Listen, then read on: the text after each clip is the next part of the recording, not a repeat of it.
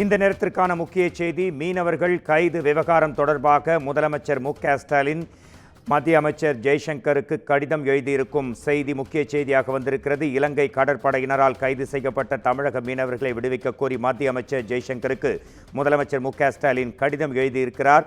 கடலையே நம்பியே உயிர் வாழ்ந்து வரும் மீனவர்களின் நிலை குறித்து கவலைப்படுவதாகவும் அவர் தெரிவித்திருக்கக்கூடிய அறிக்கை இது.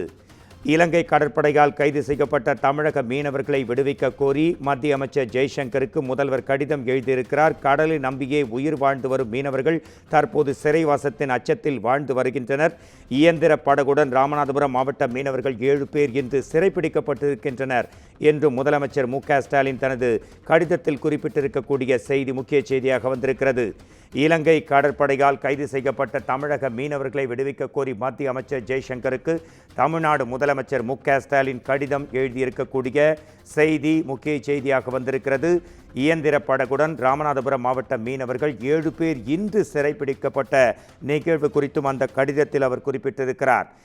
இந்த நேரத்திற்கான மிக முக்கிய செய்தி, மீனவர்கள் கைது விவகாரம் தொடர்பாக முதலமைச்சர் மு.க.ஸ்டாலின் மத்திய அமைச்சர் ஜெய்சங்கருக்கு ஒரு நீண்ட கடிதத்தை எழுதியிருக்கிறார். கடலை நம்பியே உயிர் வாழ்ந்து வரும் மீனவர்கள் தற்போது சிறைவாசத்தின் அச்சத்தில் வாழ்ந்து கொண்டிருப்பதாக தெரிவித்திருக்கிறார். இயந்திர படகுடன் இன்றும் 7 பேர் இலங்கை கடற்படையினரால் சிறைபிடிக்கப்பட்டிருக்கும் நிகழ்வு, இலங்கை கடற்படையால் கைது செய்யப்பட்ட தமிழக மீனவர்களை உடனே விடுவிக்க தூதரக ரீதியான நடவடிக்கை எடுக்க வேண்டும் என்றும் அவர் கேட்டுக்கொண்டிருக்கிறார்.